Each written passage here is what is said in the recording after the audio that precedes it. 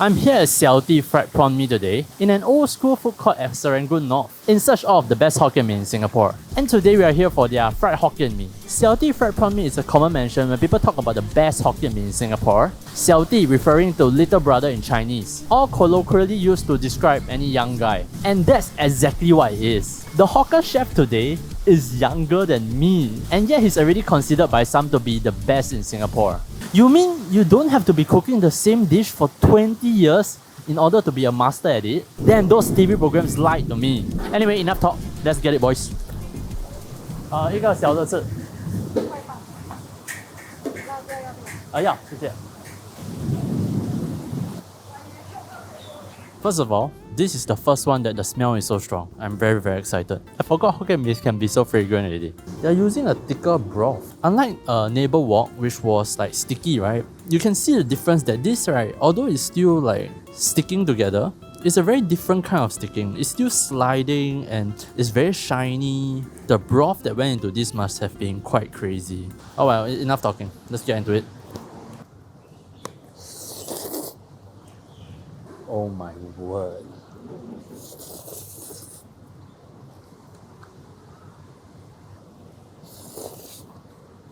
Oh my word.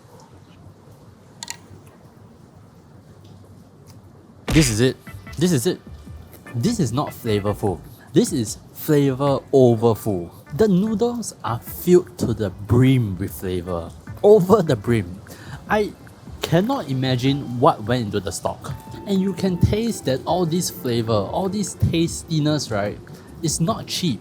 It's not like, you know, sauces or MSG. You really taste what goes into the stock. And they control it so well. The texture of the noodles have to be said as well. It's just the right amount of slippery but held together so that it slides off slowly and dramatically. Even after the meal is finished, the traces behind is so... What's the English word for this? 那个汁收得很好，很紧 which means the gravy is very tight. Okay, we talk about 勾芡, right? To add starch so that the sauce sticks to the ingredient that you're cooking. This sauce sticks so well. It's like pasta. It's like pasta. You know, in pasta you add pasta water to the sauce in order for it to stick to the noodles. This is the same theory. And they are able to latch so much of that stock flavor onto the noodles. Not only the flavor, but that texture, the resulting texture, the noodles just sliding so slowly. It's very nice to slurp down. The chili is also seasoned very well, but I don't even have enough noodles to reach it. Which brings me to the misses. The pricing is in a weird place. This is only $4.50, but the amount is ridiculously little. No reasonable person would think that this is a meal. Which then you have to pick your battles because you know you're gonna be expensive. You either decrease the amount or increase the price. And I think with zero background in business, that you should increase the price. I would rather have myself packed to a certain standard and then deliver on that standard than no matter how good the noodles is, right? This plate is never a meal.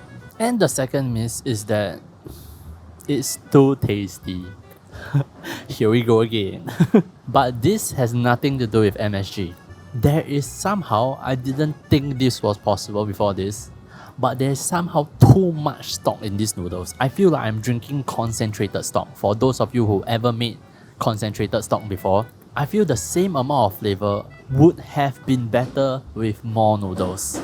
That is crazy. I didn't know this was a thing. The difference is, normal Hokkien Mee, right, is made with a stock. And normally those stock, right, you can drink. It's like seafood soup. Some people use, obviously everybody use prawns. Some people use pork bone, corn, yellow bean, scallops. A lot of people use a lot of things to make the seafood stock. But I think the difference here is that this seafood stock is concentrated from the get-go. When you take a spoon of the concentrated stock, right, it's actually too intense to drink. It's an ingredient, not a dish. Whereas most people start with stock that can be drank already.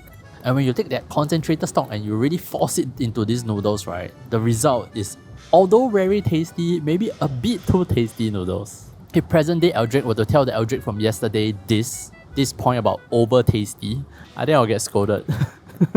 But it really is how I feel. This Hokkien Mee has given me a thought, and that is, I don't think good Hokkien Mees are supposed to be cheap. It may have started out as a hawker dish, where the primary purpose is to feed people at an affordable price. But the reality of this recipe, in order to make a good version, there is no cheap way to make it. Or the right way is not a cheap one. Because the fundamentals, the base of this dish is a very tasty seafood stock. And there simply isn't a way to achieve that flavor cheaply. No matter how much skill you have to put raw materials in to get a good stock. I might be wrong, and I'll keep my mind open until the end of the series. Maybe one Hokkien Mee in the later episodes will prove me wrong. But for now, that's what I think.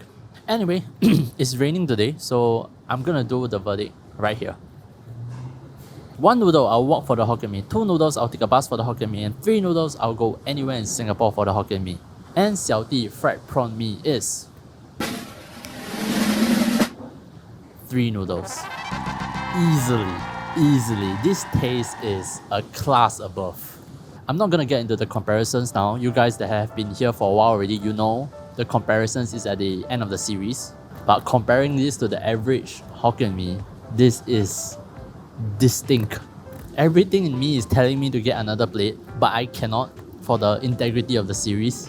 Every stall only gets 1 chance and 1 plate.